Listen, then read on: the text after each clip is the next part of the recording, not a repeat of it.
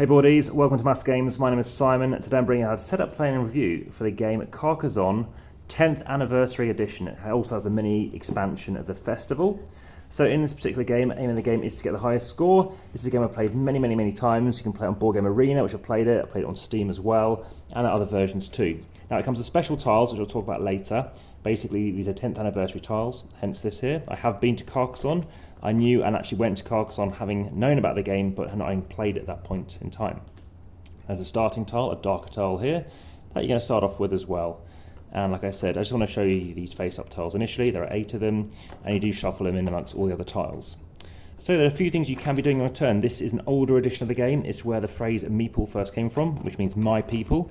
It is a very overused term, not just by reviewers and people like that, but also, I guess, just the fact that it relates to something that is a pawn, a P-A-W-N item in a board game. So, it's a 2 to 5 player game. As you can see, the various colours. I'll take blue just because it's pretty least like the board presently.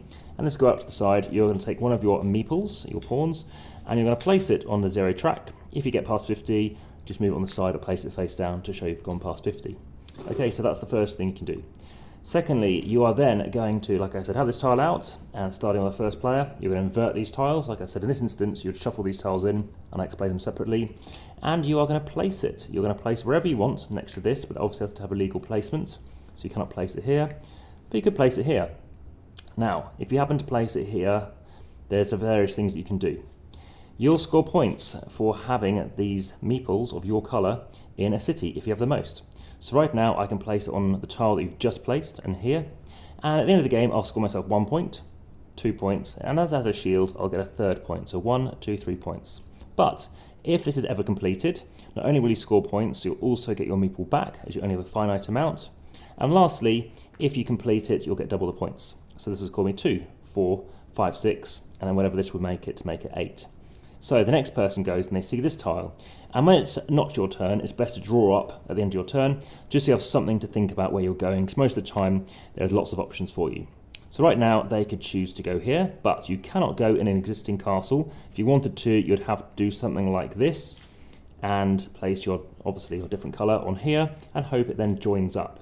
So you might want to place it, let's say here, and hope that you can then link it up. And then it goes back to your turn again. In this case, we have a completely different tile, which is great to show you the options here. And if you happen to place it on here, this happens to be a cathedral or a church. Now, it happens to be a church, and it means that you get 1 point for each surrounding tile, including this tile. So if you can get it all surrounded, right now it's worth 4 points, and you'll score 4 points at the end of the game. But if you get all the way so it's completely surrounded, not only do you score 9 points, you get your meeple back, so you can use it again. In this instance, it's a completely, obviously, a tile covered in the city, so it could go there. There has to obviously be a legal placement, if possible, and then obviously this can go and start to complete this off.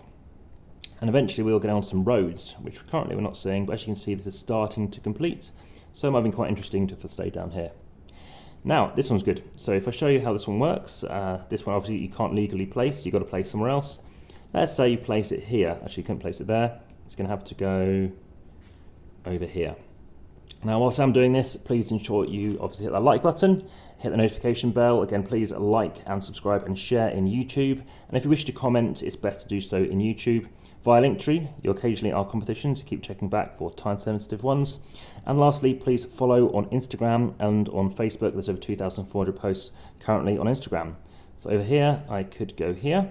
Again, if I had a chap over here, then that would be good. And what I want to show you is how this road works. So you have the highwayman. So obviously they're using male genders here. If you place it here, obviously it has to be on the tile that you're on. You're currently scoring 2 points. Why? Because this person's a robber and they want us to be on as much road as possible. Now, as the game goes on, as you can see, it can start snaking around. So if I happen to be there, that's 3 points. Again, like before, you cannot place your meeple on the tile that's already got something on it as well. So you can only place it on there once because someone's already on this bit of road. As you can see, this road is extending. And as the game goes on, there are various tiles in play. So as and when this happens to complete, then this is obviously one end of complete, so it's currently scoring 1, 2, 3, 4, 5. It can't go any beyond that because of this junction. But if you happen to have a tile like this one, not only is it helping blue over here, you're now completing this area of road where this highwayman is. So 1, 2, 3, 4, 5, 6. You'll score 6 victory points and you can take your meeple back. That's how the game proceeds. You play until all the tiles are used up, and that's the end of the game. So, what is different about this edition? Well, in this edition, when you place a tile, as per usual, you can place something on the tile, or anywhere you like, you can take a meeple off. You won't be scoring what you're taking off, necessarily, but even though you won't score anything, maybe it's a dead-end course. Maybe for some reason you can't go here, and you might score way more points somewhere else.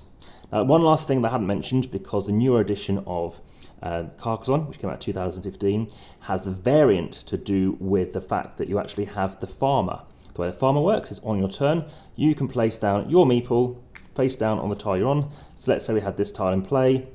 We could place it, let's say, here, and it's going to go face down here. Right now, that's going to score you nothing, so let's just bring it into shot.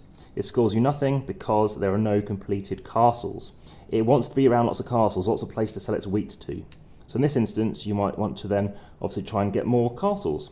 So if I show you how a castle can complete, let's just say I can do it, let's say that wasn't there and this was here, then obviously right now, at the end of the game, and it's an end of game score, you score 3 victory points. That's how the farmers work. Make sure you double check with people that you know that you're playing with that, because some people play different versions, so that's important to note. In terms of my rating, like I said, I've played this about 80 odd times.